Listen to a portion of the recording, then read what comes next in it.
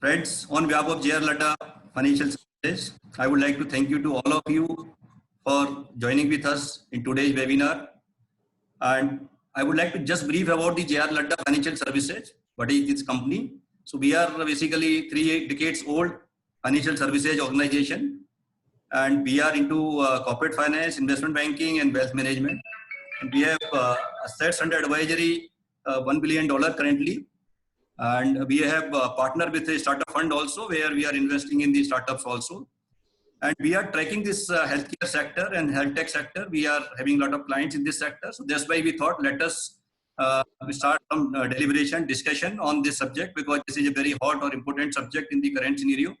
So keeping in mind, we have invited people from the different backgrounds. So we have the healthcare professionals, then we have doctors, then we have investors, then we have bankers, NBFC companies, then we have rating agencies, and the other people who are interested in the healthcare sector. So it's a wide audience where you will get the knowledge about the current scenario.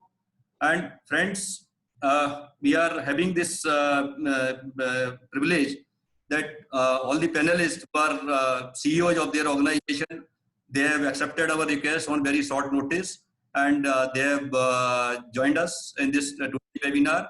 Their views are very important, because we have kept in mind that the entire gamut of the healthcare sector should be covered here. So we have Mr. Yatish, who is from Niyati Healthcare. Niyati is a big name in the healthcare sector in North India. They have more than 1,000 bed capacity as of today. So then we have Mr. Naresh Kapoor, who is from Sanar. Yeah, earlier he was with BLK. So he is a big name also in the industry, and he is a veteran in the medical tourism. Then we have Mr. Vikram Anand.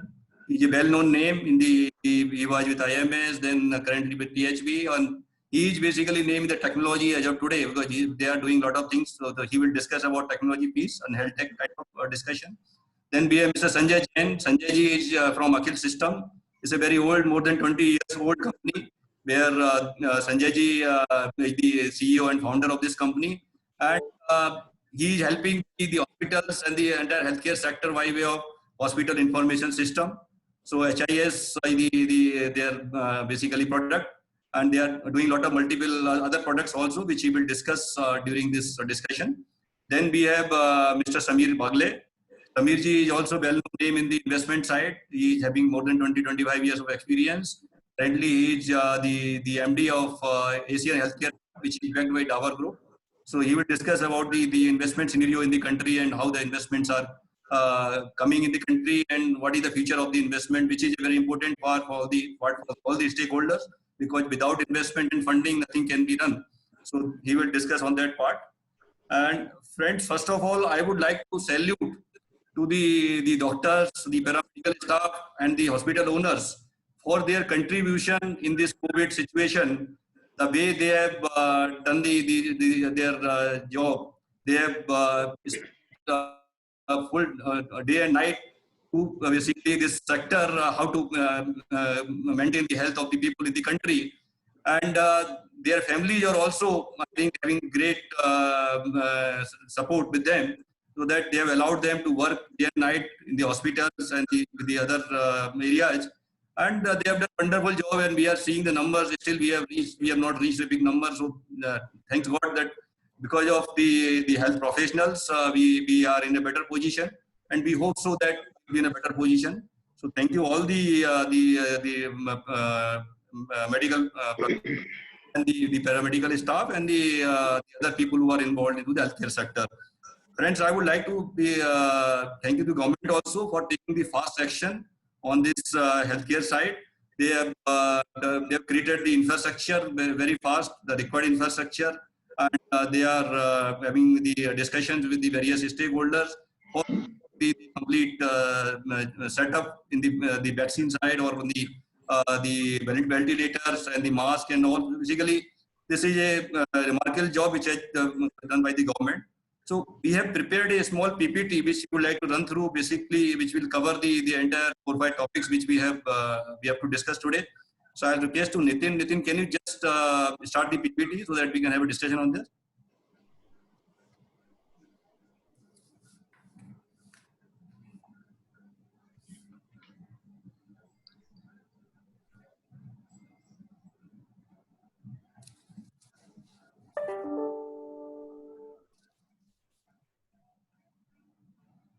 So friends, today's topic is CEO Roundtable for Healthcare Delivery, Technology and Funding. And we have some key discussion points. The key discussion points are the current scenarios in the healthcare sectors, healthcare services, then the private equity and venture capital funding in healthcare. Then we have to discuss on the innovations through health tech and the use of technology. Then we have to discuss on the new perspective in healthcare 19, impact on medical tourism in India and prospects after COVID-19, and long-term outlook for the healthcare industry. So we are trying to cover all areas of the current scenario so that we can discuss on that. Then we would like to just brief you about the hospital industry as of today. So in our country, the hospital industry is accounting for almost 80% of the total healthcare market, and which is growing very fast. And we have got the FDI money of something around $6.6 billion between 2000 to 2019 in this sector as per the DPIIT data. Then as on July 2019, we were having almost 12.5 crore beneficiaries under PMJAY, and almost 16,000 hospitals were covered in that. And total, the valuation on the merger acquisitions deals which has happened in this sector, which has jumped from 155%. So total valuation is more than $1 billion in 2019 in the healthcare sector. So a lot of M&As are happening in this sector, which we will discuss during our discussion. Then you see that the large number of the investors from the world, the large investors from the world, from the outside India, like KKR and the Atlantic, Temasek and TPG have invested in various hospitals in our country. This we will discuss. Next, health tech industry, friends. Health tech, because we are covering the health tech sector also here, so it's a game changer for the entire healthcare sector. There is expectation by 2030 there will be 4 crore jobs by way of this healthcare sectors, directly and indirectly, which we'll discuss. And there is a great development in 2019 that NASSCOM has tied up with GE Healthcare to encourage startups in the field of healthcare and health tech. A big development. Then, as per data which we got from the various information, that almost 3,000 startups are working in the healthcare sectors, and the marquee names are PharmaG, CureFit, Practo, MedLife, and Call Health. There are many other names also. We have just tried to cover up some names. And then the overall objective of the health tech sector is basically to improve the access of healthcare facilities. So health tech sector is very important to discuss here. And medical tourism in the industry, which is growing very fast in India. So we need to discuss on that also. So Indian medical tourism industry is growing from 18% CAGR in last many years. And this is the expectation that it will reach to $9 billion by 2020. I think Vikramji will be the right person to guide us that what is the situation of this industry and how we can reach this number very fast. Then this industry is having the 18% of the global market. So we are not small, we are in a big number in terms of the global market in medical tourism. So 1/5 of the global market we are having in India. Then there are 10 more major countries from where we are getting the medical tourism of the patients. So Bangladesh, Afghanistan, these are the nearby countries. And UK and Russia also contributing, and in Canada also. And more than 500 plus healthcare providers are accredited with the JCI and NABH, which is a primary condition for medical tourism. And this is there are more than 10% doctors are practicing in UK and US from India, basically. So these are the helping the medical tourism industry. And the cost of treatment, which is a very important part why the people are coming to India. So this is one of the factors where more than 40% of the cost is which is comparatively with other countries is less. So this is another advantage for medical tourism industry.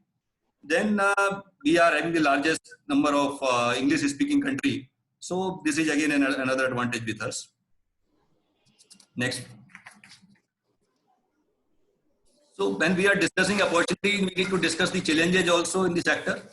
So there is a major challenge in the healthcare sector that the India healthcare sector is concentrated mainly in the urban areas. most of the medical professionals are unwilling to go to the rural areas, which need to be addressed. Then the public spending, if you compare the public spending across the world, India is on the very, very lower side. So we are roughly 1.29% of the GDP, while the Japan is spending 9.2% of their GDP. So it's a big gap which need to be, the government has to look at it. And then we have the medical infrastructure or healthcare infrastructure. So on every 10,000 people, we have 8.5% or 8.5 beds, which is not 8.5%. This is wrongly written. I'm sorry for that. So 8.5 beds per 10,000 people, and then 8 physicians on 10,000 people actually in India. While other country will see the South Korea and Japan is having more than 100 beds for 10,000 people. So it's a big gap which need to be addressed also when we want to say that we are the largest player in the healthcare sector, or we want to become the largest player in the healthcare sector. Then the medical research, which is an important part. We are not spending much on the medical research. Then the expensive health services, to some extent, we are counting as expensive health services in some areas, which need to be discussed. And the post-rehabilitation infrastructure, which is also very important to discuss, that if this can be developed, then there can be the other advantage to the country. So I would like to request to all the speakers to cover these points, that how we can improve these areas and what is the solution for that. Next. So these are the initiatives which we think, if we want to bring the investment in the healthcare sector, these initiatives can help bring the big investment in the country. So one is that the fiscal stimulus can be brought into the public health and policy, which I have discussed. The number is very less in the country as of today. Then public-private partnerships. Although this initiative has already been taken, some of the states I have seen, Goa and other part of the country, this initiative has already been taken. But in spite of it, there are requirements to bring more and more public-private partnerships, initiatives, projects. That is important. International collaborations and partnerships, which is a very important part which we need to discuss. I think one of our guest speaker today will discuss on that because he has this experience of bringing some international partner here, and they are doing a lot of things on the improving the health sector. Then subsidized loans, which is also important because this will help to people to basically get the better health with that money. And then this land, I think the land is also very important part, where the government, every district or every state should plan to allocate the land for the healthcare sector, or maybe hospitals and other healthcare facilities. So that this, with the land earmark, definitely there will be a lot of the partners, of investors, a lot of the healthcare entrepreneurs will come forward, and they will spend money on that. Single window approval is also another aspect which need to be discussed and decided. Tax holidays is also an important part. And then the availability of affordable healthcare services by use of technology. So these are some of the areas which need to be looked at from the investment point of view. And as we are seeing that in our country, although we have good infrastructure, but we need, I think, more infrastructure in our country, so that we can treat our people, and then we can help the medical tourism also. So friends, this is brief from our side on the sector, on the different areas which we need to cover today. And now I would like to invite our panelists, and we would like to discuss with them that what is their organization, what they are doing in their organization, and how they see the sector, and how they are contributing to the entire healthcare sector, and what are the future thought about the healthcare sector. So friends, we have Yatish Walji. Yatish ji is a well-known name in the sector. He is the person who is heading, the executive director of Niyati Healthcare, basically Niyati Hospital, which is having hospital in Mathura, Agra, and they have hospital in Delhi also. Nitish ji is having very good experience of the consulting side also. So he was part of leading consulting organization before Niyati Hospital, where he has done a lot of acquisitions, merger acquisitions deals on behalf of Tata Group and the Reliance Group. So this is his, the background. And other than that, he started his career with the Centurion Bank of Punjab. So he is also a banker. So you have multiple roles. You have played multiple roles in your career. Banker, then the consultant, and now the part of the CEO of a health organization or health hospital. Yatish ji basically the engineering professional. and he has done private equity course also from ISB. So he's a certified private equity professional from ISB. So Yatish ji, I would like to request you that you please cover that what is the current scenario in the healthcare sector, in specifically in hospitals, because everybody would like to see that what is the impact of this situation on hospital sector, how you are helping the patients, and the whatever the numbers are coming in the media, these are the numbers which are the genuine numbers, or basically what will be the impact of this the COVID situation, because you are seeing on regular basis, you are seeing the practical situation. You are already running 4 hospitals, and you have already done the acquisition of this Bimans Hospital and Sundarlal Jain Hospital, and the hospital in Gurgaon also. So you have very good experience of the hospital sector, where everybody would like to understand from you the current situation in the hospital sector, and what is the impact of the overall revenue and the business in this sector. So over to you, Yatish ji, and welcome to you also. Thank you, Ashish, for the wonderful introduction. As you shared, I am part of the 90 group and an executive director there. And as a group, we have facilities both in metros as well as non-metros. Mathura, Agra being the non-metro centric facilities, where we have almost 400, 450 beds under our wings. It's a multi-super specialty facility. In Delhi, we have Seth Sundarlal Jain and Viman, and we're also coming up with another hospital in Gurgaon, which is supposed to be a high-end quaternary care facility. In terms of the experience, well, if you were to look today, no sector per se has been left unscathed, and healthcare is also not a sector or an area where we've been insulated. Rather, all healthcare professionals, and kudos to our team around of healthcare professionals, who, despite having to brave this front, are also required to be on the front line. Equipping themselves with whatever extra infrastructure that we're giving them, saving lives. So that is something which is unparalleled and equivalent to perhaps the army being there on the border. They are trying to get equipped there and be there. A very interesting point about the entire COVID period is that the costs are just going up. They are shooting up exponentially. What also happens is, the clinicians who are required to treat these patients, they themselves post the treatment are required to undergo a quarantine.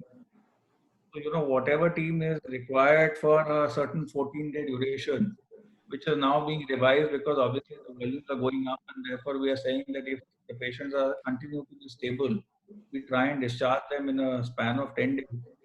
But the person who's treating them, the original guidelines were 14 days. Now the government is trying to see if that can be diluted down another 10 days or 5 days if they remain unsymptomatic. Because what ends up happening is you only have a limited set of manpower and skill set that is available.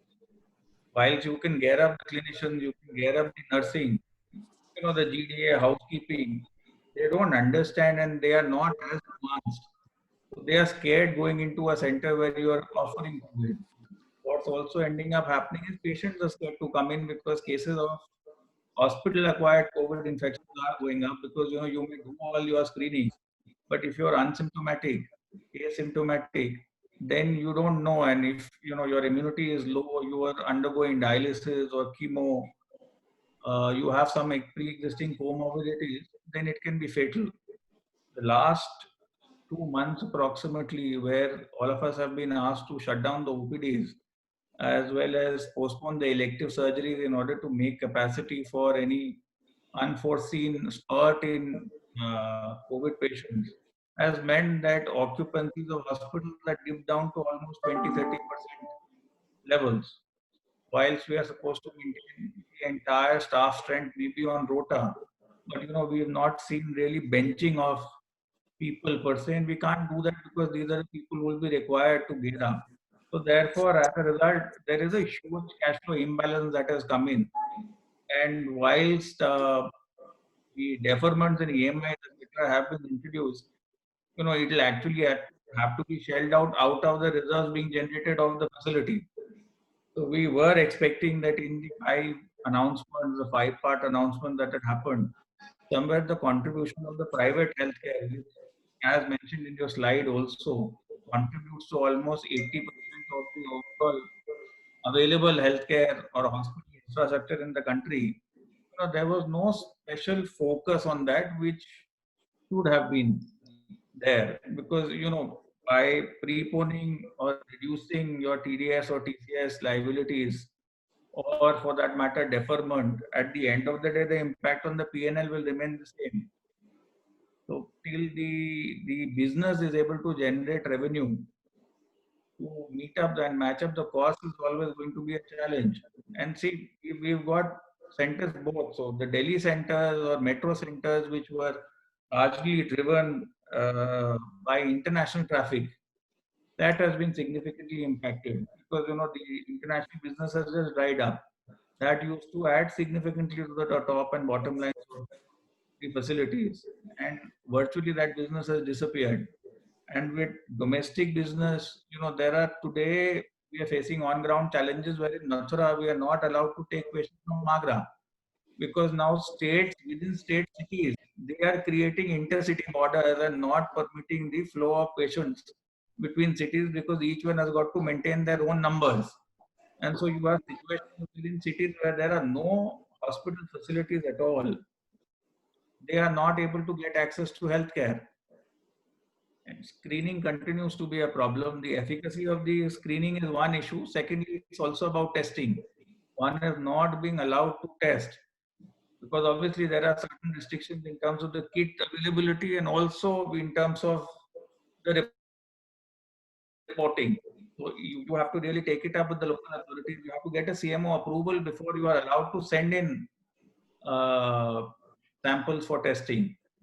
The question of the test result in itself is a challenge. We've had some very prestigious coming up with results, and the same results varied as far as the government testing was concerned. So these are on-ground challenges. Having said so, I guess as is also being realized, I don't think a vaccine is going to be in less than a year's time. So we've all got to live with COVID, take precautions and move on in life. But healthcare again would be one of the sectors, one of the few sectors that would sort of be able to brave this storm, if I can call it one, because we are all in uncharted waters and we're all trying to swim and see if we can swim to the shore or hold on to something that will keep us through and take us through the storm. People are going to come back. Those undergoing regular treatment, chemo, radiation, they were already coming in, but obviously precautions were being taken. Question is cost, as I was telling you, has spiraled, not just because one has to introduce quarantine for staff which is engaged in these services. You have to now also employ PPEs, which is for the protection of the staff and the caregivers, which includes the N95 mask, and obviously it's been exploited as an opportunity by many, wherein a typical PPE would include a N95 mask before the onset of COVID. Now the PPE kit just includes the surgical mask or a shield, and the N95 has to be procured separately. And the kit prices vary anywhere between 500, 700 to as high as 1300, 1400. And whilst you have certified BARC certified PPEs coming in, I guess the sample sent in for certification vis-a-vis the sample actually being supplied, there's a huge variation in terms of consistency. So the same manufacturer, you have lots that are getting rejected, and you can't take those chances in OTs where you're doing all high-risk procedures where aerosols are getting generated. ENT, ophthalmology, dental, they are at huge risk. And you have to, when it's a huge HR related challenge where you've got to take the team along. There were instances, and we on the medical phase we can sort of joke about it, but there were a certain set of clinicians who would like to do tracheostomy as part of a certain unit, but they now would insist that, well, let's get the ENT in to do this, because why take those chances? So these are special circumstances. One has to rally the team around. But having said so, again, healthcare would be one of those few sectors that will be able to show resilience and bounce back. But definitely, for all the resilience being shown, all the work being put, the efforts being put, some support from the quarters of the government is necessitated. And instances like the one in Bombay where the government, again, they were also forced into doing that, wherein tariff controls have been brought in, and you brought in uniform tariffs for any sort of a procedure irrespective of the bed category. Those are things that one should desist from. Likewise, ensuring that movement passes for clinicians are organized, and if the clinician goes or crosses UP, enters Delhi, then the threat that, well, we won't allow you back. And this was done. And after a lot of criticism in the clinical community, this order was taken away. These are steps, these are small instances which sort of demotivate the teams on ground, because they're actually virtually the army. The army is in the front, and these people are here as far as the healthcare battle is concerned. And likewise, payment realization with the lockdown, despite and why limit the payment realization to just MSME? Why not allow it for hospitals in general overall? Money is not coming in, patients are low, so at least the bills that are stuck with the government, why restrict the TDS relaxation to just 5 lakhs? What wrong have corporates done? Because ultimately that money is being going to use to fund the salaries and the operating expenses. These are times where cash flow challenges are erupted galore, and therefore these restrictions have to be done away with. And these supports are very much required, because if you see, the count is just going up. And if you were to take a cue or a learning from Italy, what happened was, their healthcare infrastructure got overwhelmed, similar to what's happening in Bombay, wherein now they don't have ICU beds, and the government is now issuing diktats to take over those beds. So, you have to have, and now they're realizing that, well, if you are asymptomatic and you're not too serious, they're introducing home quarantine for COVID positive patients, because these are steps that, again, need to be taken now, because you can't overwhelm the hospital system or infrastructure. You have limited number of beds, which is largely in the private space. If every non-serious patient of COVID is also brought into the hospital setup, what is going to happen to all those requiring emergency care? COVID is highly contagious, and that is what differentiates it from any of the other earlier onslaughts of flus or virus-related spread that we've seen.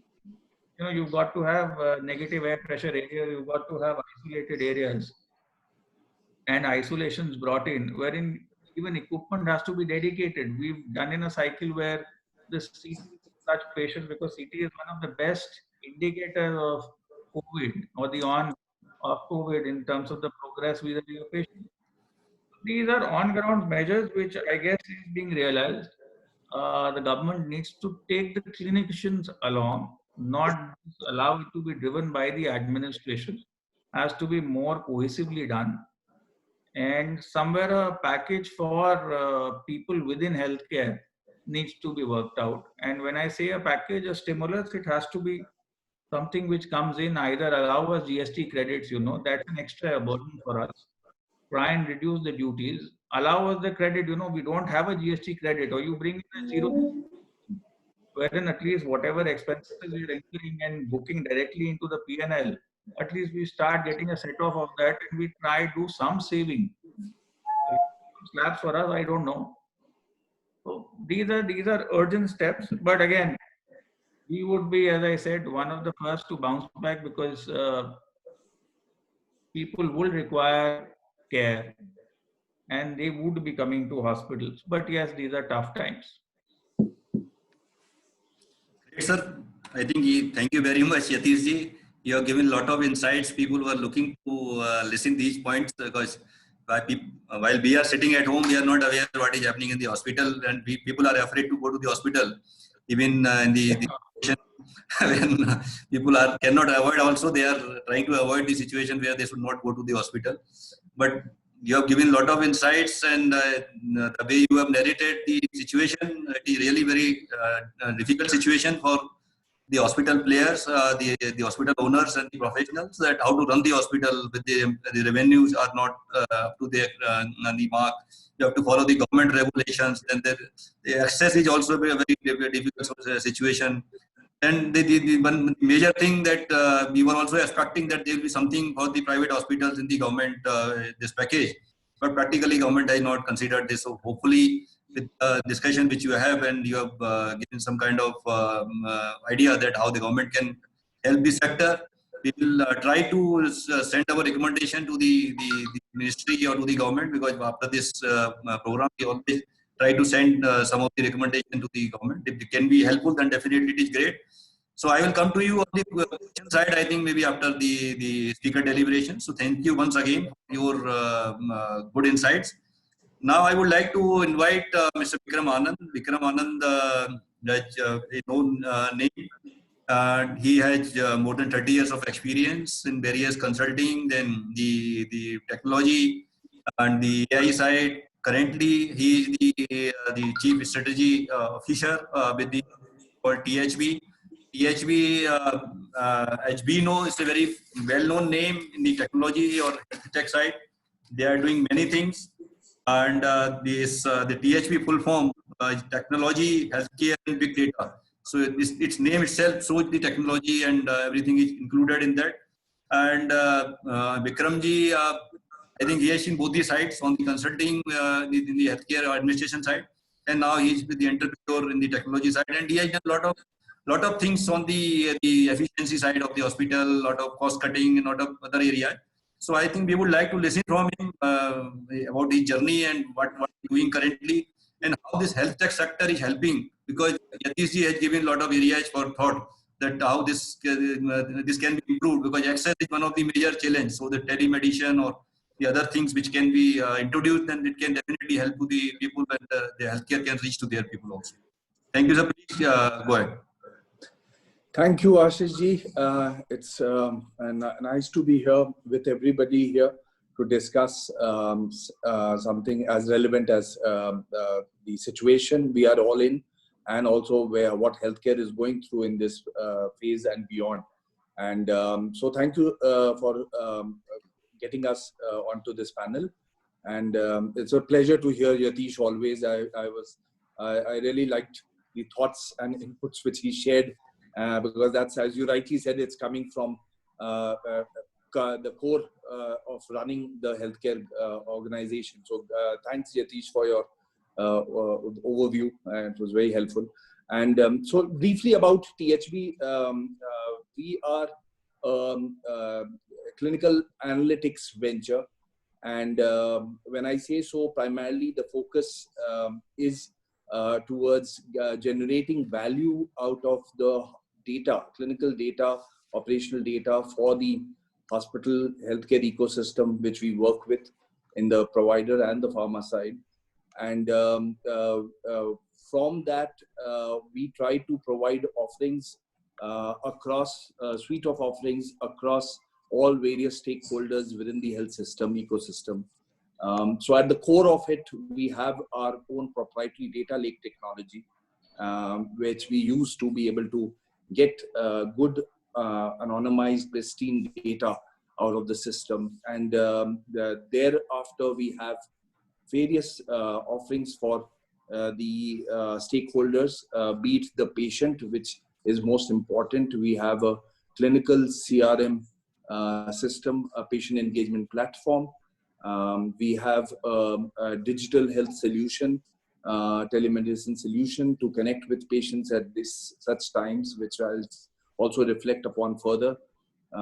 We've got a doctor engagement platform to be able to provide clinical insights to the doctor community within the hospital and beyond the hospital's network, to be able to provide them the right insights and the right clinical information about prevalent diseases or emerging hotspots, as we see in this case here, or be it influenza or other disease concerns. So that's where we see that engaging with the doctors through these platform is critical.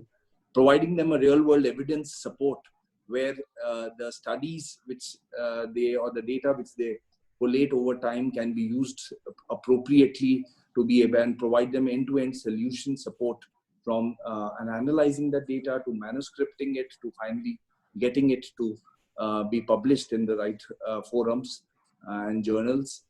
And we have what we also believe is important for the management to be able to take informed decisions. So we have a very robust business intelligence platform which uses the data to analyze and provide real-time inputs, insights to the management across operational, cost, and financial and other areas, clinical areas, to be able to take informed decisions. So that's briefly about THB, about where we are today. And it's been interesting for me to look at across the journey over the last 25 to 30 years, which you mentioned. I had the opportunity of leading a hospital in Bombay with Reliance, to Harkishan Das, to being into then consulting for 15, 20 years, and now likes of IMS Health and Deloitte, and now being a part of being in the entrepreneurial journey for the last 5 years. So it's an interesting time. COVID is a difficult situation, we all realize, but at the same time, it is helping us. The positive side of it, if I was to look at it, it has provided us with countless lessons which we could use to be able to address and prepare ourselves for a better future. And what I see is that it has also, in a way, unearthed or reinforced certain consumer behaviors and actions, and which we, again, if we were to look at it closely, it may fundamentally change and alter the way the healthcare has been provided so far, or as we know it. And what we believe, or as how I see healthcare in today's time and going forward, that digital healthcare platforms may, and as you represented in your technology slide, Mr. Ashish, is make digital health platforms and solutions could play a very vital role.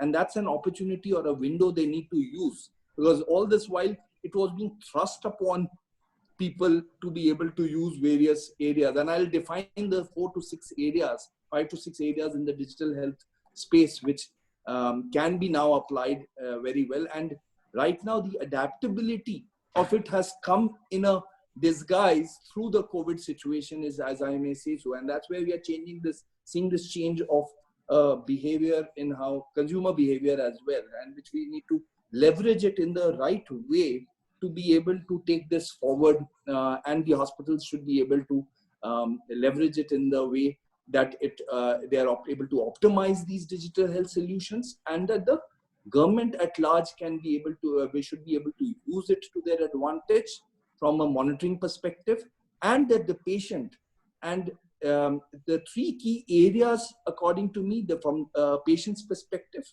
which gets impacted through the digital health, and that how it can be used to transform healthcare, the healthcare industry or operations in the future, is that accessibility, affordability, and quality are the 3 key components which we have, and you reflected in one of your slides, which needs to be addressed.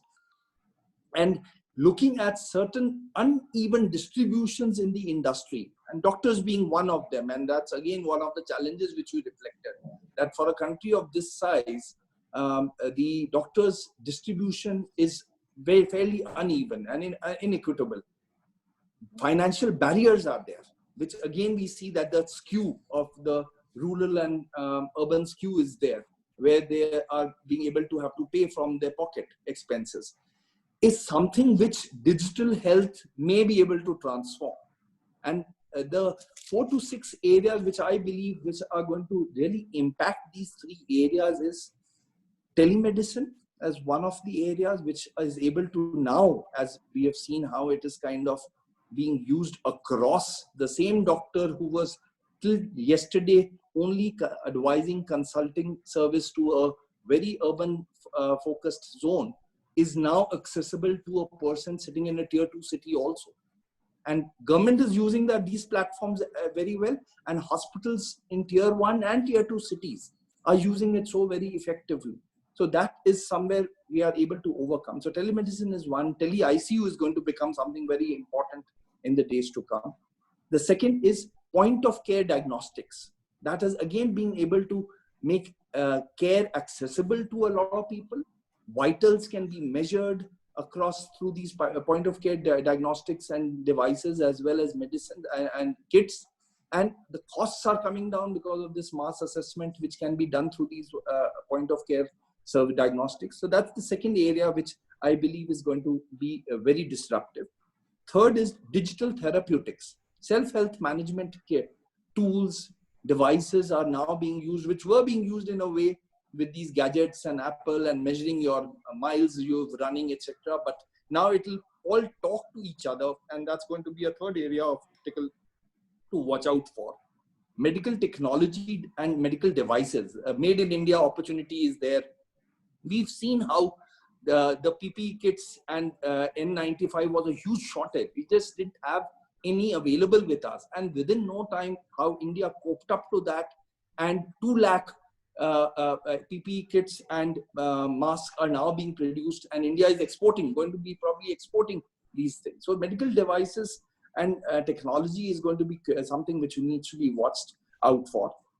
EHR and analytics, that's the fifth area, which is again very critical, which I may put it under largely under automation and artificial intelligence.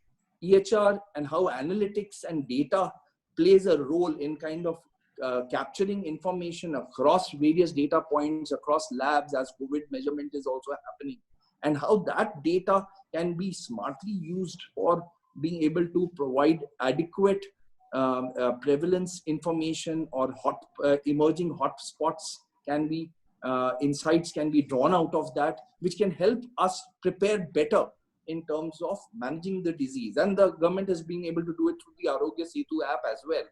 But it's not about just COVID.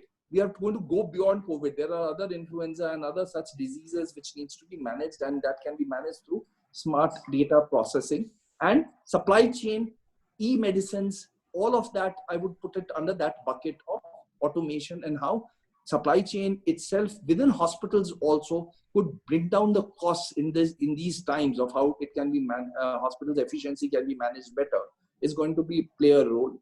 And lastly, but most importantly, patient awareness, patient disease awareness, patient education through electronic and digital platforms is again going to play a very critical role, important role for being able to help patients now get that information to be able to take informed decisions. And that's where, as we go forward, hospitals will also need to cope up to these requirements and digital structures, while the patients are also now learning how to use them. And just to extend that as an example, and where I'll stop, is say, for example, telemedicine. Right now, that focus on telemedicine is all because, as you rightly said, patients will start getting to the hospital for OPD. Telemedicine could, for the first physical connect is important for the patient, which he will do. But thereafter, the follow-up of the as a follow-up to the OPD or inpatient care can now be used, where effectively telemedicine could be used. Or I am also extending or kind of building a concept of that today now when a patient gets discharged, he might get a point of care diagnostics kit from the hospital, where certain vitals could then get measured over a period of time at home. So I'm just building these areas and thoughts around digital transformation, which the country and globally, we may see how this shapes, and it will be interesting to see how these areas shape up. And the hospitals also will need to learn how in OPD, if 2 hours are being blocked for physical patients, 1 hour or 15 minutes after every 2 patients, they may have to bring in the machine for a telemedicine consultation. It will have to become a part of their routine, which earlier it wasn't there. Electronic health records, which I'm sure Sanjay ji is going to talk about, or HIS implementation is going to be taken more seriously, because then that information and services data can be captured in a more structured manner. So we are going to, so I believe strongly that technology is not only going to take care of this accessibility, affordability functions, but also be able to provide healthcare will be provided more efficiently, and will see a lot of disruption in the digital health space. And from an investor's perspective also, and where Samir, we would love to hear him, we would see VCs looking at these functional areas, supply chain,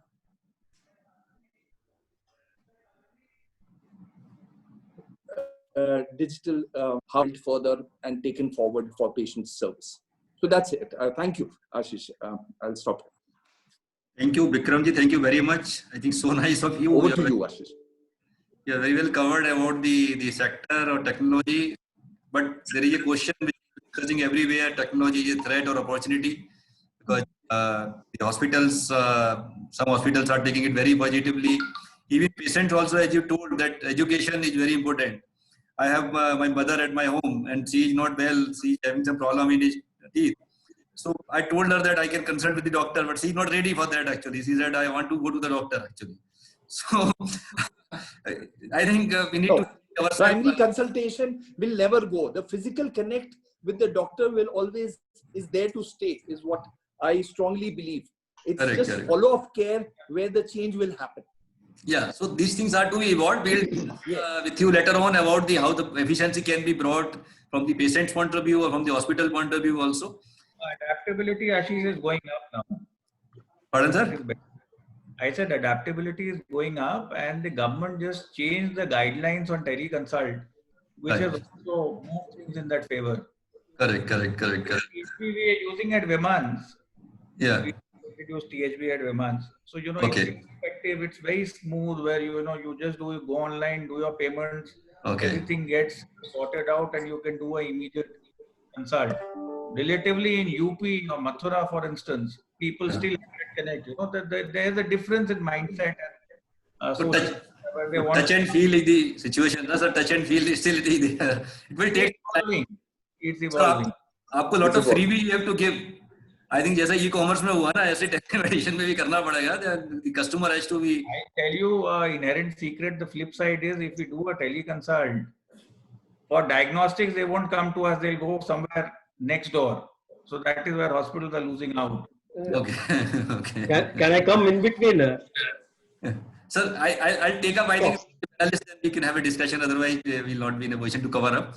So now I would like to invite Sanjay ji. Sanjay ji is the founder of the company called Akhil Systems Private Limited.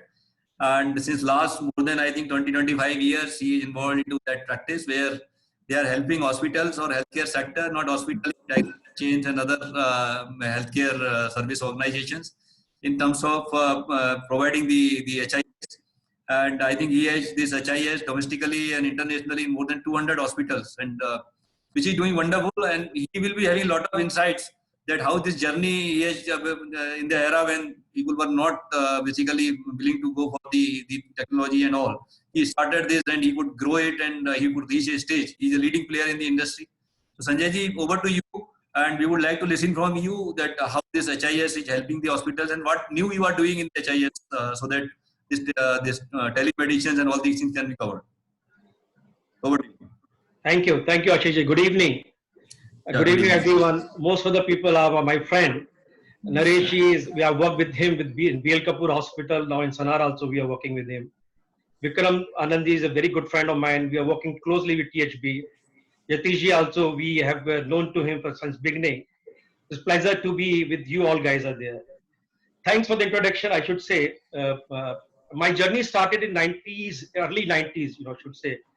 I was a developer, and the first time, around 89-90, I got an opportunity to visit a hospital in Mysore, Bharat Cancer Hospital, where we were implementing the HIS. On 94-95, we started Akhil System with my senior colleague. And it's almost 26 years now. I think I should say my whole life I spent in working with hospitals and talking to doctors, CEO, and so on, and talking about how we can improve that part is there. So back to the Akhil System part. Akhil System is a software company specialized in developing software for hospitals, diagnostic centers, clinics, pharmacy. Anything which talks about in the healthcare industry, we have a solution for that. We have implementation all across India, almost 22 cities, 22 states, 40 cities we have got implementation. right from Kashmir to, I should say, Kanyakumari, Kerala, and all the places are there. Apart from India, we have implementation in Middle East, Dubai, Bahrain, Abu Dhabi, Qatar, Saudi Arabia, Africa. We have a very good implementation and hospital in Bangladesh, Myanmar, and so on. We are also having solutions for, if we talk about cloud-based system, we have launched complete solution on cloud, the complete HIS. That was my dream. You know, the biggest challenge which comes it, if you look it from the perspective, the HIS takes a lot of time for implementation. There is no standardization is available in the market. Everyone has got his own way of thinking. So we have launched around 6 months back a cloud-based HIS, which is well configured, pre-configured with all the templates, all the requirements of the hospital which needs it. Normally it takes 6 months to configure in a big hospital, which we have already pre-configured. So on a cloud-based system, you can in a few days time, you can start your operations. So that is something which is we have done it. We have got also solutions on mobile app. We have got a patient app where doctor can connect with the hospitals. They have all the lab reports, their prescriptions, their payment part, their discharge summary, all are available on the mobile. Similarly, the doctors are using our mobile app to see the appointments they are having it. They can schedule the appointments. They can see the lab reports of the patients are. They can also see the discharge summary of the patients. So all these are running. There is also an app for management. There is also an app for the feedback part. See, my dream is there, which I personally feel it, and I'm a little bit to be said. There is always a positive side of any crisis. You know, you have got a crisis, then there is also opportunity. I personally believe it. What I have not done in 26 years, I wish or I feel in next few years or few months we will able to see that. We used to go to the hospital to convince to buy HIS, and they have got a reluctant to buy and invest on that part. Unfortunately, the importance of HIS or the technology is missing in India. And I wish post-COVID or post this particular part, we have got that kind of mindset is changed. What Vikram GS rightly said, you have to convince a doctor to use the EMR, electronic medical record. We have a beautiful module, but still the doctors are not willing to use that. They have got a lot of challenges are there. They don't want to use the keyboard. They want everything automated part. With this just 1 week training, we can use that, but unfortunately that never happened. And now after the post-COVID or during this period of lockdown, you will be surprised. Almost all the hospitals, we have got 300 hospitals are there. Almost all the hospitals are approaching us. They're continuously calling us to implement the teleconsultation module, immediately implement along with our EMR. There are so many teleconsultation products are there, but the requirement was there. When we have a complete data into the HIS part, we should able to operate from HIS. We should able to call a patient from the EMR module. The complete data should be there, lab reports are there, and the payment, registration, appointment need not to be done separately. So that is something, the change has happened. So I feel there are going to be two type of world in the medical industry, prior to COVID and post-COVID. The plus point of that will there, the complete mindset has changed. The hospitals now will be having more focus to use the technology. A lot of revenue, like Yatish has said, has lost because of the OPD was closed. I wish we would be prepared to have a teleconsultation things right from the beginning. Now I feel it teleconsultation will be part of the whole OPD part. You will be having virtual OPD for the sake. You can have a choice. The patient can see, I will have a teleconsultation. I need not to travel to the hospital. The hospital load will be reduced. You will be less OPD, space required to be there. There will virtual teleconsultation chambers will be there from where doctor can see the patients anytime as per the will or as per the requirement of the patient or doctor. That can be done. And the timing for 9 to 11 or the timing will be reduced. So that kind of the breakage or blockage will go, which will definitely going to benefit the hospital and hospital industry is there. The patients will start coming, the patient time will be reduced, payment will come immediately part. So that is one of the interesting thing which I believe it is going to take place. Secondly, what the way is going to happen is the what Vikramji has already said, teleconsultation part. I'm believing it that there's a huge scope will going to come in next few months or few years will be the teleconsultation kiosk. I met a doctor who is operating from Patna, and he's a cardiologist, and he has got some solution on the cardiology. And from Patna to around 100 kilometers away, the villages he was operating. But that solution is so good. Unfortunately, market was not ready to accept that. Very limited users part there. People were not ready to understand that part.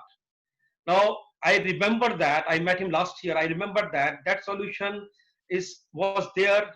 Now after this post-COVID, you will see a lot of virtual kiosk or teleconsultation kiosk will come out. There will be a kiosk where the patient can go in the rural areas. Patient will be consulted on telemedicine or teleconsultation part. And there is a lot of amount of IoT or IOMT, Internet of Medical Things will come up. So you will be having a wearable devices are there. There will be scanners will be there where you can measure the ECG, BP, pulse, temperature, and all those things in real time manner, like the way the doctor is examining you. So majority of things will be really real time available to you. ECG can be one of the things which he's doing it. You can record it and you can consult it. So the amount of time a poor patient while visiting the hospital or metro cities are there will reduce. Patient number of visit will reduce, cost will reduce, and benefit will be there. So this number of kiosks will come into the near future, and I wish and I strongly believe it. Technology can do this particular thing much easier way. Then the virtual hospital, I should say, the virtual hospital means a lot of things after teleconsultation will be the I should tip of iceberg, it's starting or triggering point. Once you have a teleconsultation, you have done it. Already a couple of hospitals asking us the solution. Now I have seen a patient on a teleconsultation part. I have prescribed him the medicines. Now what is the next? The next is immediate the prescription, whatever is there, it will go to the pharmacy in the hospital. Pharmacy person will send a SMS to the patient. These are the medicine has been prescribed. Do you want to pay that money? He will make the payment, and automatically the packet will go to his home. So you have not moved out from the home, and you will get the medicine. Similarly, doctors advise the investigation. Now you will attach with your lab or some other labs are there. Immediately lab will get the message, Mr. Sanjay Jain, blood sample need to be collected. People will visit from the lab to your home, collect a sample, and reports will be sent to you on mobile, on patient pad, and so on. So you have not moved out from your hospital, your home, and you are getting all those services which you normally, by visiting the hospital, avail that. And you stand in a lot of queues, and you whole day goes out into that particular part. So the way this e-commerce happening in other areas, whether it is you talk about shopping, other things will start happening in medical field, which was the need of our time. We are almost 20 years behind, I should say. The automation wave was there, telecom wave was there. I think the COVID wave will also bring the healthcare wave, where the people will start realizing it. These are very simple mechanisms are there which we follow it up, and you can do that. Then the biggest another area is going to grow up is the home care. Now you have seen a patient, he has got certain treatment need to be done. He can be treated home. So all those services, where there is a nurse is required, where the dialysis part is there, where the chemo part, where the other things are there which can be done on the home, all can be done very effectively through the technology or through the easiness by home care part, and you will be able to serve the patient at home. So there's another area which is going to come very, very strongly about it.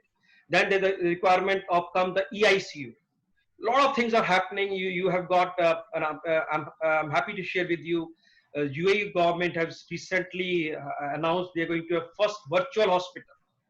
So virtual hospital is that no patient is there in the things, all the virtually connected. So you have got doctors sitting in the one place and monitoring roughly around 10 hospital patients, ICU patients are there. So you have got all set of the specialists sitting in one place, monitoring 24/7, all the data of the patient and giving the directions are there. So eICU or virtual ICU will be the big thing going to happen about it. Then the case will going to come very strongly is on the AI or RP, I should say. So the robotic process automation is going to be the key. So what happens, robotic process automation? See, you have got people out there sitting in the hospital, for example, for the billing. The remittance has come, the person sits there and he goes to the complete bill, see whatever the bills have come from the insurance company or corporate companies and settle manually. Similarly, you've got other areas are there which are very much required than manpower. So RPA will be there, or bot will be there, by which you just run a job. Automatically, that job will going to perform as like a man person is sitting, and all the redundant repetitive jobs will be reduced. So the RPA will going to play a major role into the whole processing of the working of the hospitals are there. Then you talk about the robotics parts are there. Robot is going to come very, very big way. You know, you have got robot for pharmacy, you have got robot for surgical part. So robotic is another area which I personally will believe it will be also going to be now being addressed by the people to use it, so that COVID cases or any infectious cases, your robots are performing the thing which doctor, nurses are going to do that. So this is another area which I believe it going to help a lot. The hospital part is there. Now, if you look at from all these perspectives, around 8 to 10 perspectives are there. The adoption part, if you look at the adoption part, if you look at of the tech, the EMR, electronic medical record, which was the least priority. I'm sorry to say, but this is the way which I have seen my life. I sometimes feel very sorry if we develop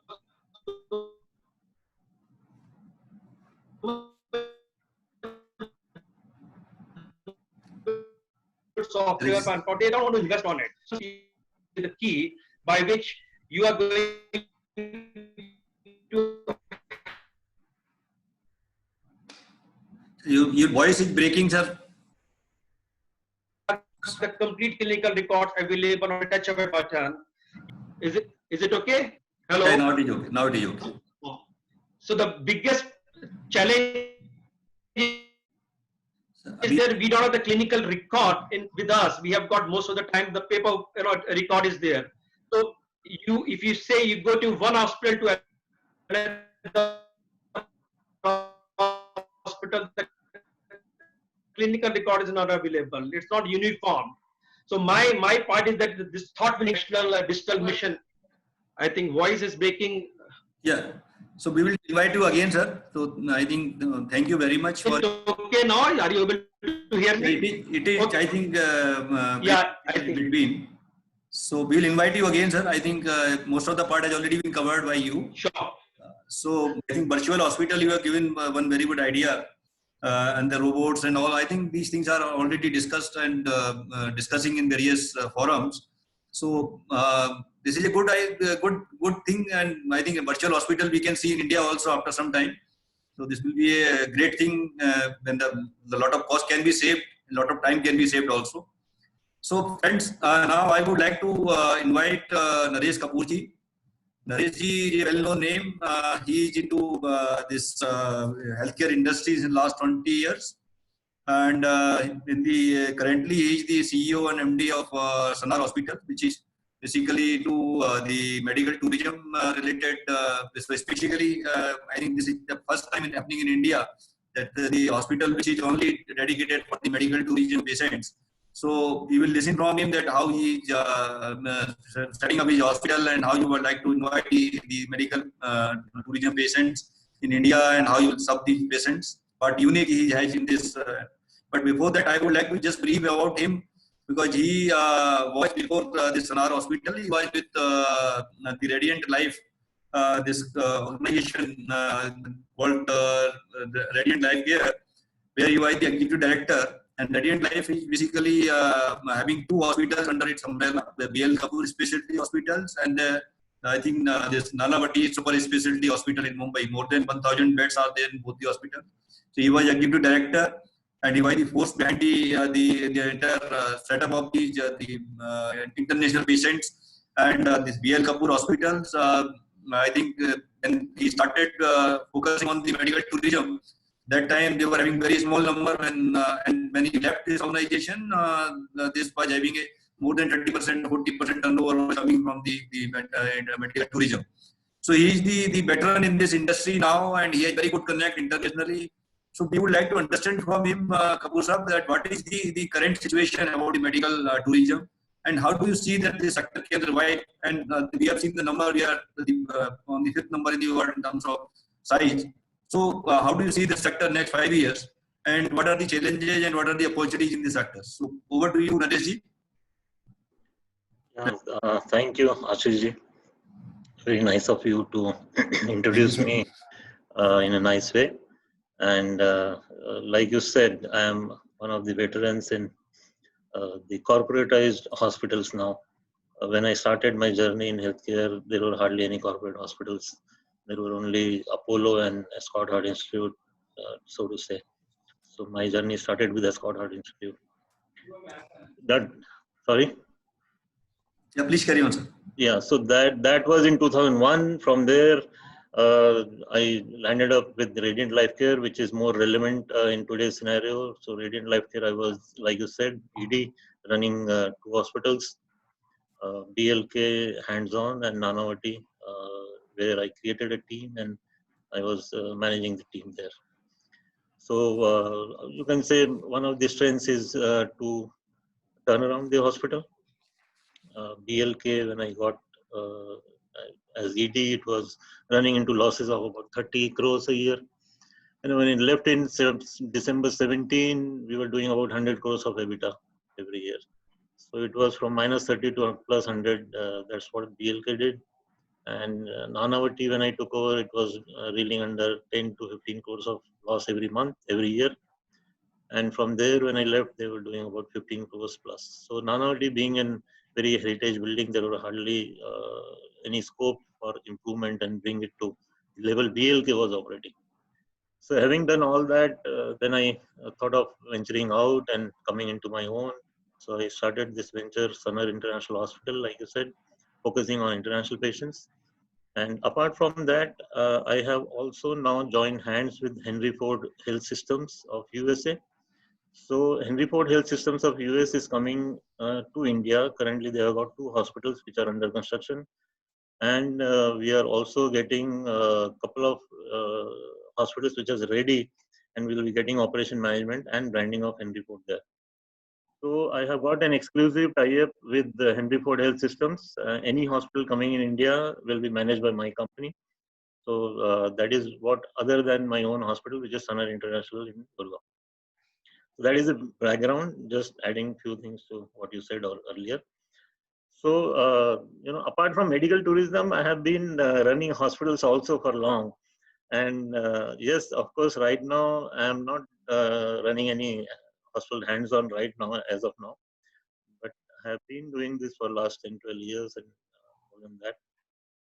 So I've seen, how painful it is when the government doesn't understand the requirement of the industry, and first is whether they understand this is an industry and this is helping in a big way. Like, I think Yatish also said that 80%, and you also said 80% is managed by private hospitals. So when I interact with government officials, many times I don't, see that they recognize this, or maybe they may be recognizing, but they don't, accept it publicly, whatever may be the reason.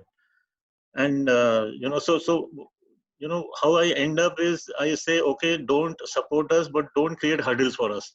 So that would be the minimum that we expect from any government, that please don't create hurdles. When I see that I have to open a hospital, I have to see there's a list of 250 approvals required, right?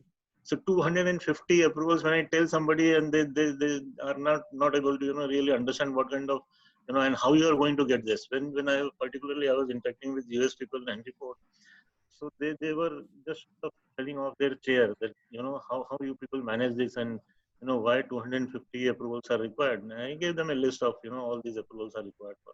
And every approval, in any country for that matter, the government runs same in any country, would be a pain in itself in getting that. But having said that, yes, this now coming to the COVID, the private sector is, I think, helping in a big way to government. Again, not government really appreciating and realizing it. Like everybody is saying that they should be giving some kind of focus or attention on coming out with a package, or coming out with some kind of, support or help to the private sector hospitals. Because the costs have gone up, like Yatish was saying, since he is running the hospital among all of us. So all the costs definitely would have gone up. And to leave it to the hospital to run it efficiently and manage their costs is a big thing. Even before COVID, government had decided unilaterally to reduce and cap many costs, many pricing, which again, without getting into details of the cost, they just decided one day that, okay, the pricing will be like this and this will be capped up to this, you can't charge beyond that. And that is one of the worries also for international investors, that what happens when somebody in the government, or sometimes maybe down the years, the government caps everything, or majority of the things, then what kind of profitability you're seeing. And any investor which is coming privately has to have some hand on kind of returns he is going to get in future. If he is not fully appreciating the policy of the government and the changes the government is making, it's very difficult for us to convince them to invest in our companies, right? And so that is another story where I have been personally also meeting a lot of government officials and trying to see that more so with Henry Ford coming on board with me. So we are trying jointly to see that whatever help, support government can give by way of not interfering into it. We are not asking anything, but don't interfere, please. And allow us to work as efficiently as we can. Because what I have seen in my own experience, the key lies in running the hospital efficiently. The pricing will be determined by the market. You can't do anything in that. And what is in your hand is the cost. And the more the efficient you are, the better would be the results. And everybody understands that these are basic commerce. But to do that and implement and execute and see that you come out with that is the main challenge. When I took over BLK, this was something which I focused. I created a team. We worked very hard, and I was surprisingly from minus 30 crores a year, that is 2.5 crores a month of loss. I was given 4 months to turn it around. And I could not do it in 4 months, but I did it in 5th month. So the whole crux was, the whole idea and the focus was on how to run it efficiently, how to bring down the cost, how to keep it at bare minimum, whatever is required. Because hospitals, when you start getting patients, you get a very, I would say, a false feeling of that your hospital is doing well. It may not be true. Many times you get patients, but that may not result in the bottom line. And that is sometimes very difficult for some kind of businessmen and entrepreneurs who don't understand the running of the hospital to see that why it is not happening like this. So now, okay, coming to the specialty you have given me, medical tourism. Yes, I have been working hands-on, and I would say it was a blessing in disguise when I was trying to search a head for medical tourism international market when I was running BLK, but I didn't get one, or I didn't get a capable person, so I decided to do it on my own. And with that kind of experience, I was able to bring BLK from hardly any patients to when I left in December, we were doing about 180 crores of revenue a year, and that was in I would say 3 to 4 years flat, and that made me travel all over the world, various countries from where I could get patients, from where I could initiate connects and long-term contracts, etc. So India, everybody knows that we are one of the cheapest, but I would say we are one of the most valuable healthcare providers. Which we provide value for the money. Doctors are known worldwide. Nurses are exported worldwide. There is no selling on that part. So that's how we started getting international patients to India, and a lot of individual hospitals have done very well apart from BLK to get that kind of recognition that we are getting today. And the only part which I feel is missing in this is a coordinated approach by all the hospitals. Most of the hospitals are doing it on an individual basis, which of course many times gets into duplicacy and competition among your own this thing. So one country suddenly you'll find 6, 7, 8 hospitals vying for the same territory or number of patients or so on and so forth. So before COVID, like you mentioned in your slides, that 18% growth CAGR was happening, and we were expected to do 9 billion. I don't know whether we'll be able to achieve that now with COVID. Very difficult. Even we are able to do some fraction of that would be, I think, appreciable. And right now it's all dried up. Nothing is happening. No international flights. So till you get international flights, you can't do anything. But in my opinion and the kind of interaction I even now do, and I have been getting calls from international, connects that, and they want me to apply to government that why can't government do a special, give a special permission for patients to come to India and get treated. I said, this is something which is beyond me, and as an individual, I don't think so. I can really do anything in that. But yes, the kind of suggestion was appreciable, and I said, let me see what can be done and how, because people are keen to come to India. And the main I would say attraction is the kind of facilities we have and the talent we have. That is unparalleled, and that will always be the main attraction that people want to come, and they have got experience last 7, 8, 10, 12 years where their known people, their relatives, their friends have been treated very well. Most of the complex surgeries have been done very well. Exceptional surgeries have been done, and they have come back very healthy. So now, in my opinion, going forward, one, there would be a latent demand, because most of these patients who are not emergency patients, they don't have any way out of this COVID, because none of the other countries are also open for them to go and take medical treatment there. So there would be latent demand whenever we open, or whenever the world opens, and that latent demand will be a big opportunity for all the hospitals in India if we are able to, somehow. I would say come together and devise a strategy how to encash that over other countries like Thailand and Singapore and Malaysia and all that. Although they are expensive, Thailand is twice Indian, or maybe 1.8, 1.5. But when there is a urgent necessity, so people tend to push themselves to a bit higher cost also. So, but there would be a big opportunity once we open up. These latent demand will come, elective surgeries will come. They are all waiting in the wings. They will be coming to India. It is only that how best we are able to gear up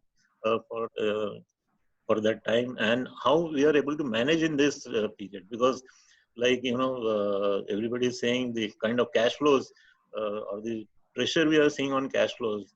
I hope the smaller hospitals, bigger one in any case, will manage this, but smaller hospitals will need to take care of themselves, and I don't know whether government will be ever providing or even looking at them that they need some kind of help. Very difficult for me to answer that. But I hope and wish and pray that they should do that, because if this ecosystem remains, because these smaller hospitals many times they attract patients from rural areas, they attract patients from far-flung area where the cost constraint is there, and they fear going to a large setup. The fear may be unwarranted, that they charge more, they charge this, there is a high rate, pricing is very high. But this way, they are able to bring patients to a level where the large hospitals or the tertiary care, quaternary care can be taken care of, and the basic level care they provide. Otherwise, if they all, in this period are not able to manage themselves, then it will be a big burden further to the government and to everybody also, where people would be suffering. So, most of the cases, it is the poor who suffers the most, and maybe the lower middle class will be suffering big way if something goes wrong in this. So as far as, again, going back to international patients, so this is an opportunity, and what I feel is this is also an opportunity for investors to invest in healthcare in India, and to see that the facilities are created, the bed strengths are created, and which would not only cater to the domestic patients but also international patients when everything goes normal, maybe vaccine comes or whatever way it happens. But sooner or later this is going to happen, and we have to bear till that time. And once that is done and we have the capacity, we have created the infrastructure, we have got the good hospitals, we will be best placed in the entire world to attract medical tourism. And fortunately, one major point which goes in our favor is the the way the government has handled till now, and the speed, or the number of patients who are there for COVID is one of the lowest in the developing countries, and the developed countries also, like US is at the forefront. And So this again, because when I go to Gulf countries, I go to Middle East, people choose between US, Germany, India. So when so US today is at disadvantaged position, and I know this would continue for some time. India there can be the first choice for all these patients who are coming through. I can say some kind of developed nations. They are not like Africa where nobody can afford.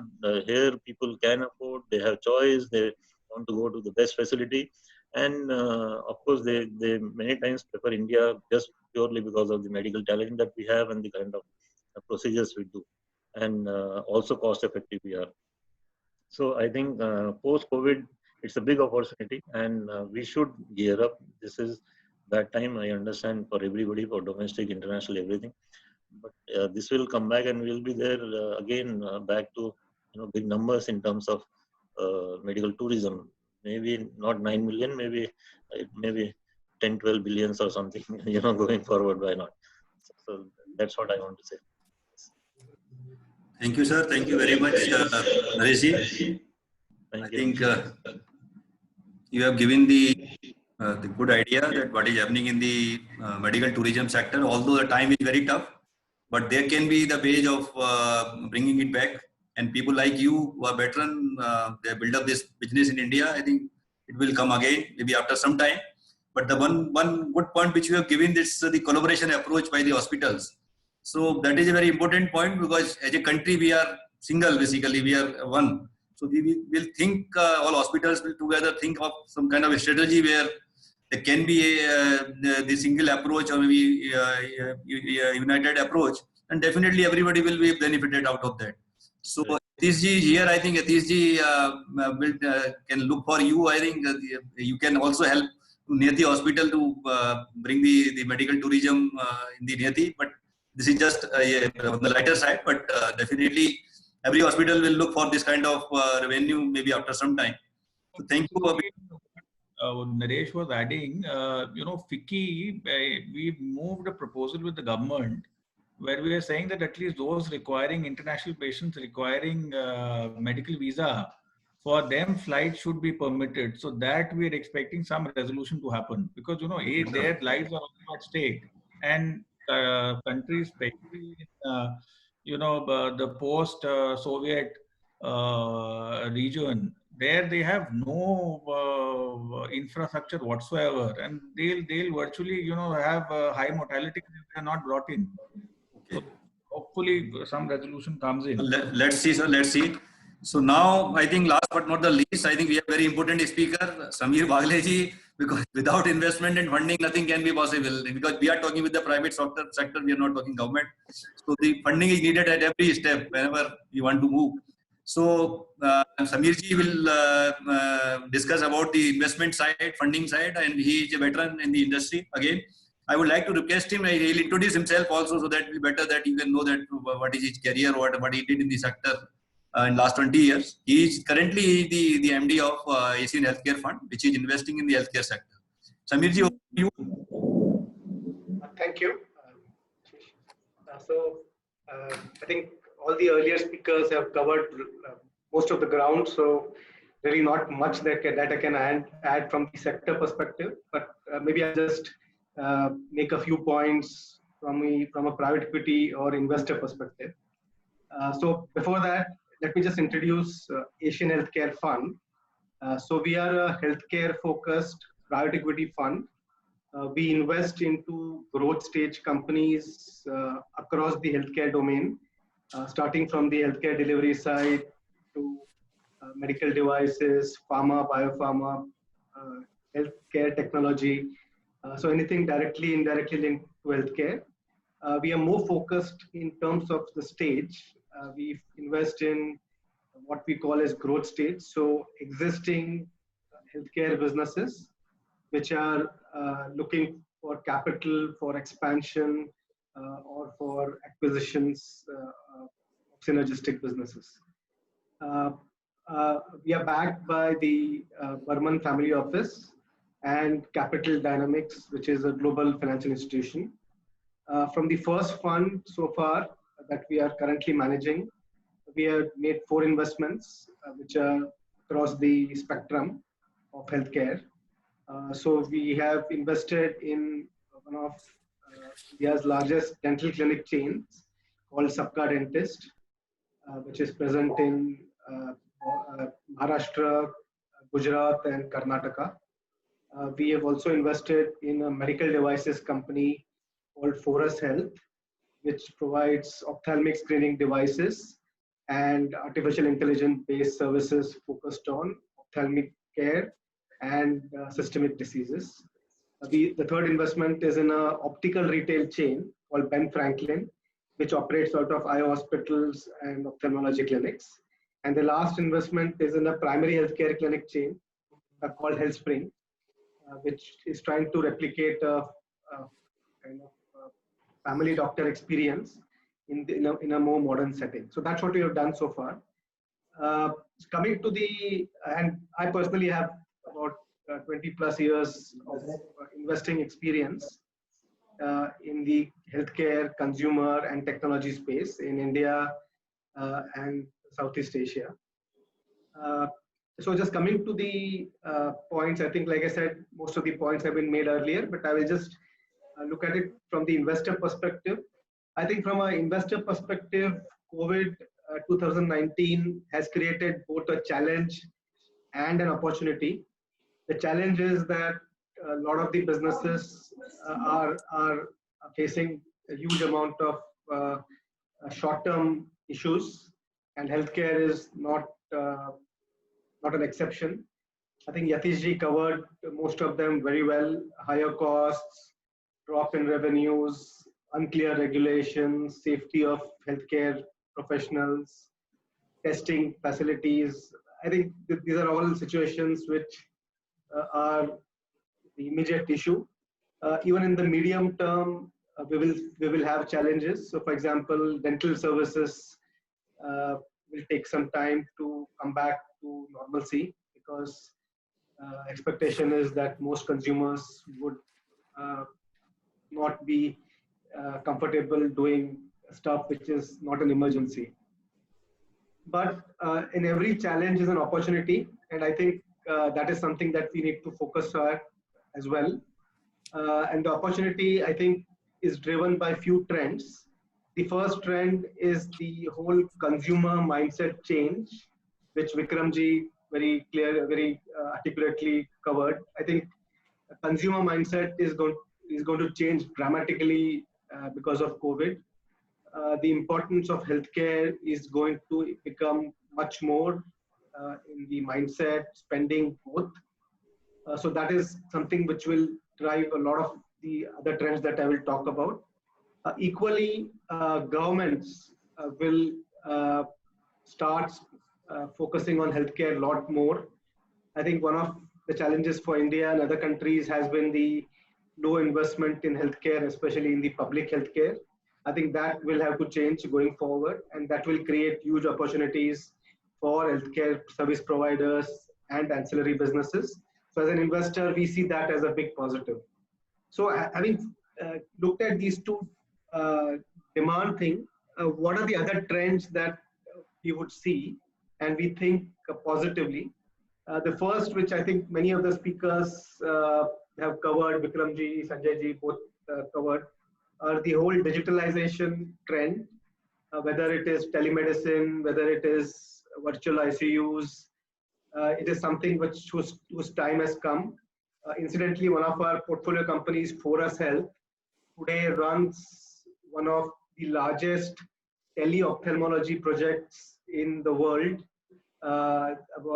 installations in the state of Andhra Pradesh, where they have screened about close to 1.5 million people for ophthalmic problems over the last year and a half.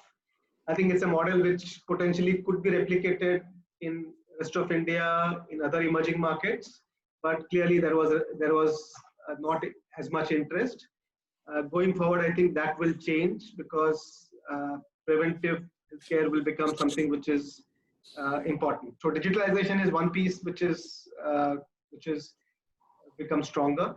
Second is the whole formalization. The healthcare space in India if you look at the private sector, is unique that there are few organized players, and then there are a large chunk of what, for lack of a better word, one would call the unorganized players, who typically survive by not following the entire range of standards, quality level, and so on.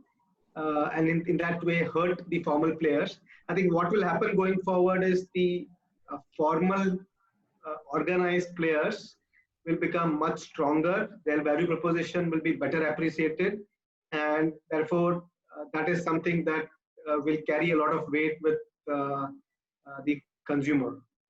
The third is medical devices. I think again that was a point which was covered by Vikramji. I have personally seen over the last 5-6 years a lot of medical device innovation in the Indian market.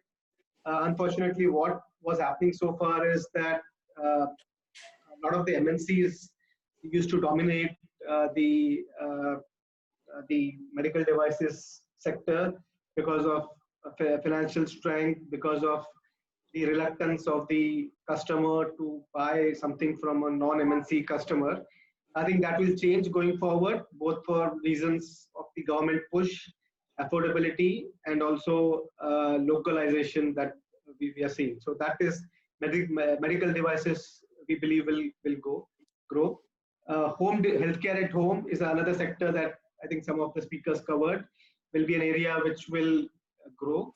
And in general, I think any healthcare delivery or provision in a non-hospital environment will be looked upon positively. So whether it is healthcare at home, whether it is single specialty clinics which focus on particular specialties, all these will be areas that will grow going forward. Likewise, preventive healthcare.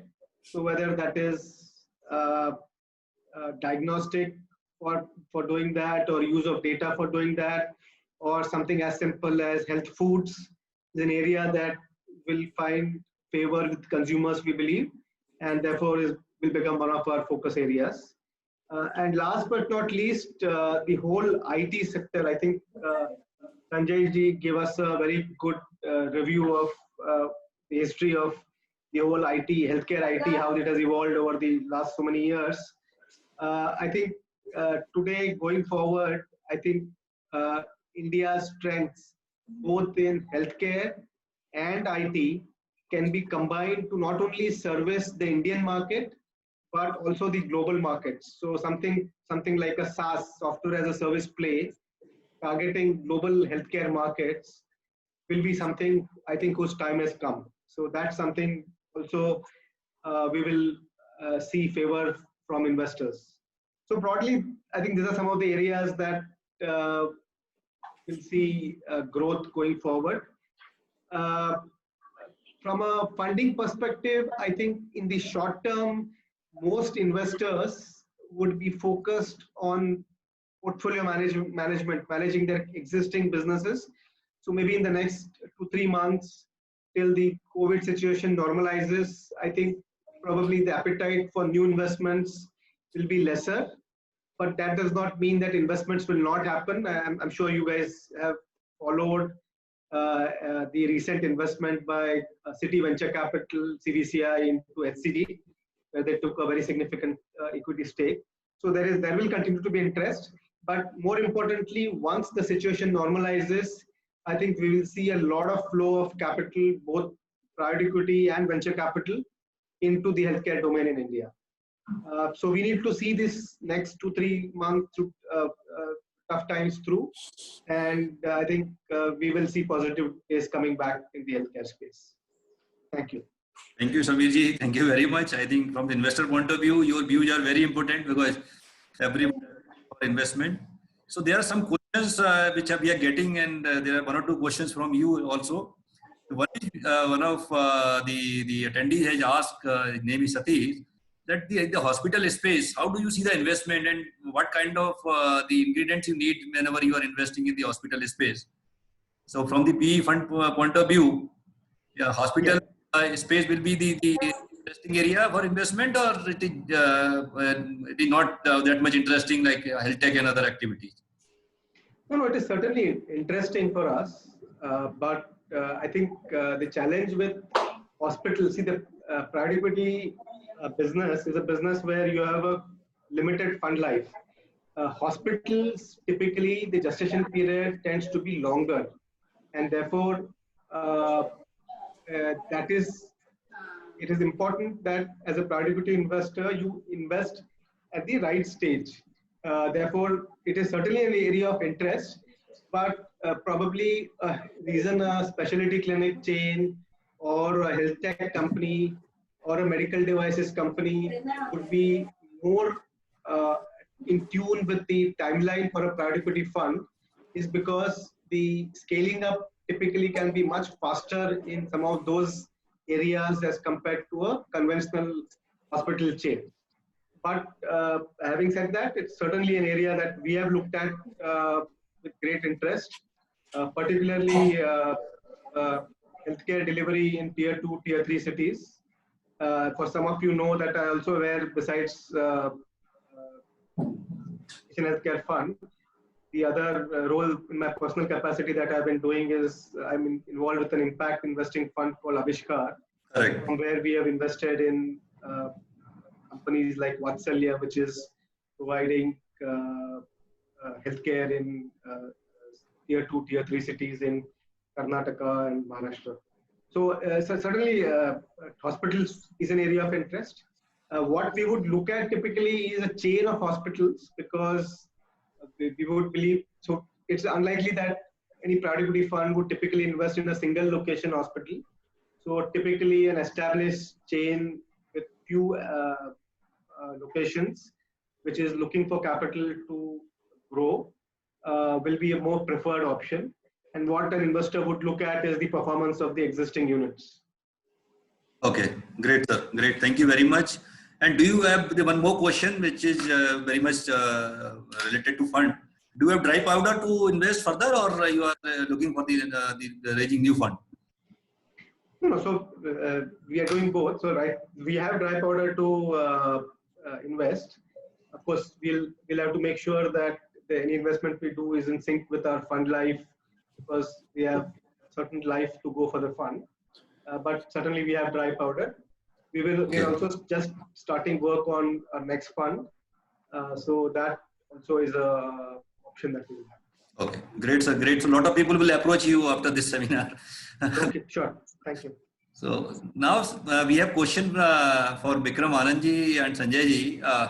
Just when we were discussing this telemedicine or telecommunications, so one of the attendees, I think CH doctor, CH asked this question that in the rural area, how this can be possible, because there are a lot of the connectivity problems are there, everybody not having the smartphones and all these things. So do you have any solutions for that, sir? I'll come in. I think Yatish, I answered to her in my personal capacity, I mean directly to her, and also I saw Yatish's answer, which I think covers quite a bit. Just to cover Yatish's point that now, and Yatish in fact can come in later to support that since they are working in tier 2, tier 3 cities, that now tier 2, tier 3 cities have relatively much better improved bandwidth than what it used to be when we used to talk about IT or network not reaching there. That's one point. The second more important point I want to bring about is, which I think Sanjay ji also somewhere mentioned in his discussion, that not necessarily everybody will initially in a rural area get the access to his own house or home. That's ideal. We all want it to happen. It's in that way. But to begin with, even if the wellness centers can be created across these smaller cities, which government is now wanting to do, it's part of the 5-year plan, and some states, as I know about UP and others, have started. I'm working in public health space as well in my capacity. I see that the states have started taking initiatives of transforming the sub-centers, which are at a village level, into health and wellness centers. At least to begin with, if not a private entity does it, with a collaboration with government, these facilities could get a better capability of IT infrastructure, where it could be a clinical wellness facility where these patients, community people could be accessed, could access this facility, and therein they could come, and it could be an open center where with just one ASHA worker who could coordinate a telemedicine interaction with the doctors at a district hospital level or at a private sector urban area, as also provide a point of care device there, a kit there, which again this ASHA worker can be trained upon to be able to use it effectively for good telemedicine solution services being provided to them. And if then required, the person can be transferred to a first referral unit or a district hospital or a private facility. That's what I could suggest, that is how one should look at. But I mean, I will love to hear what, I mean, Yatish is really, there are hospitals, etc., are reaching out to that last mile. So I would love to hear his perspective on this one. And obviously, Sanjay ji, please go ahead. No, correct. Vikram, just adding to that. So what you rightly said, bandwidth connectivity is improving, and also considering that there is a significant market out there in rural areas, the new solutions are tailor-made for low bandwidth products, yes, where it's yes, not necessary that 2G, a 4G or a 5G signal is available. And we are working across certain cities. Yeah. And secondly, what you just said, we are all practicing that, wherein, we are setting up these telepresence centers. And we are, someone in the audience had pointed out that, how will small setups do this? So, the concept of co-branding smaller setups in rural areas is happening, wherein chains like ours, chains in the metro cities, they are going in because these are all feeder centers for us. We build up the infrastructure there. We provide them with the infrastructure. We give them a lease bandwidth, and then people in that area. So what you are saying from a government point of view, within a PHC setup or a CHC setup, where these specialists will get connected over there, whichever specialist is required, it becomes a common center. Obviously, right now the cost doesn't allow that each house has that. So you have a common center in a district, and you can come and do that. So a combination of the two is allowing these things to happen. The eICU model that we've talked about and what we are practicing in our facility is just a more abridged and updated version of that, wherein within a hospital, if you don't have that kind of a resource, you can manage it remotely, because you can't ensure a 24/7 cover. So the junior doctors will give you the cover, and the senior is there, and the system has AI built in, which can give an indication that, based on the parameters, you're going to see a crash in the next 2 hours, and therefore there can be a more proactive as opposed to a reactive approach. The mortality rate goes down, and these solutions are there today. And as Sanjay ji was also saying, and you mentioned, with COVID, people are now looking at options, especially clinicians, where they don't have to really touch the patient or go in there, and remotely as much as possible. You can't do away with the touch, you have to be there. But wherever possible, to the extent possible, remote monitoring is possible. So robotics is highly cost prohibitive, but maybe yes, this would, this year we've seen the patents go off, and we're expecting the prices to go down.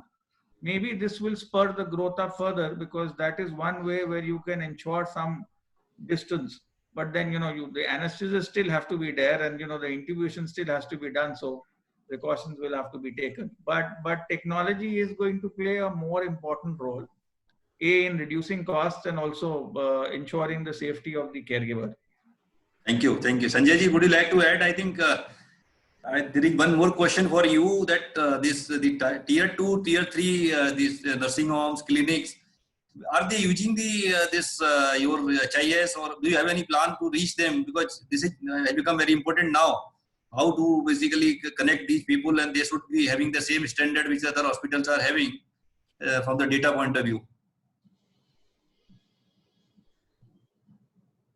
Sanjay ji, are you here? Ashish ji, maybe you will have to unmute him, because we don't have the option of unmuting ourselves. Okay, no, so we will take him. We'll take him later on. So friends, I think already we have reached to the time where we were given time for 5:30, but we have reached 5:45, and a lot of questions are coming. I'll take one or two more questions from the discussion. So one question which is very important in the healthcare sector point of view, and which is I'm now discussing in various forums, that whether you need a regulator in the hospital or healthcare sector, because everywhere the RERA has come in the real estate sector, SEBI there, RBI there. So this is one of the question which is discussing by everybody. And another is the CSR or the CSR funds or the insurance company, those are getting a lot of premium. Should they invest in the infrastructure, healthcare infrastructure? So these two questions which are together, I think from the regulator point of view and the investment by the insurance company and the CSR fund in the healthcare infrastructure. So this is open for all the panelists. If you have any comment or if you want to suggest anything, that will be great from the attendees point of view. Well, Ashish, if I may, on the CSR part, a lot of corporates approached us during the COVID. So we've dedicated beds in Mathura and Agra for COVID care. We are a nominated center there. One regulatory challenge that we are facing is that for this to qualify under CSR, while the government has said that donations vis-a-vis COVID can qualify, you also require a 12A and 80G registration, which typically, private hospitals who are non-trust based are not. So whilst the donations are welcome and we do a lot of charity, in fact, but the players here would agree, treating a COVID is completely charitable because, there's no per se drug.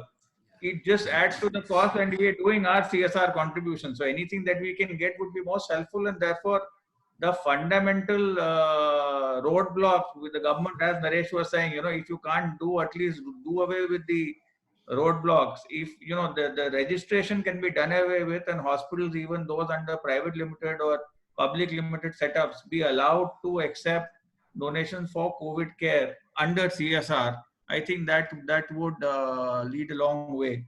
As far as the regulator is concerned, it's a double-edged sword in my opinion. But in some areas, the cases where legal cases against doctors, where the benches changed, the doctors were working in some setup in some city. You've talked about the fact that tier 2 doesn't see a lot of clinicians. People are willing to go back, but in certain specialties, like ultrasound, we do teleradiology, but for ultrasound, the doctor is not willing, or for trauma cases, the teleradiologist at times wants the local doctor to do it, because if there is a legal case tomorrow or someone is called in, it is a very big hassle, because the cases in India, they don't get closed in a committed time manner, and by the time the bench changes, the hearing has to restart again. So somewhere, bringing in experts, healthcare experts to look after healthcare matters is need of the hour, and a more unified body and association, because as healthcare players, we are very fragmented. The Indian manufacturers have a different agenda. The international players have a different agenda. The large healthcare operators have a different agenda. The rural ones have a different one. So, something in telecom like a COI, OSPI, some common platforms where our voice is heard. Because we have some very genuine demands, as I said, for certain relaxations, GST rebates. These are only possible when we come together as a body.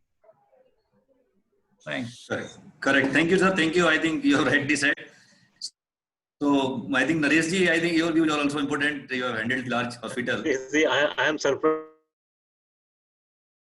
that somebody still feels that we need a regulator to add to whatever we are being a regulator. So that is a surprise news to me.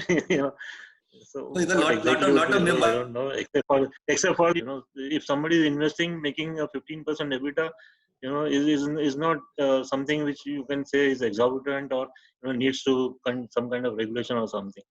Somebody who is making more than that might be because of the efficiencies. Otherwise, it's very difficult, very challenging to go beyond that. On a larger scale, on a smaller scale, you may have one hospital making 20-25%, but on a larger scale, very difficult. So I think the scenario is, where we need help in terms of maybe some kind of decentralization of these permissions and the approvals and all that, except where the state is taking care of like for isotopes and radiotherapy and all that. Rest can be one window clearance or something. I think that should be the approach, and rather than having more regulators into it. Great, sir. Great. So I think, Samir ji, your views are important from investor point of view. Sometimes we are getting these requirement from investors. They are saying that regulator will be helpful to transparent the information and all these things.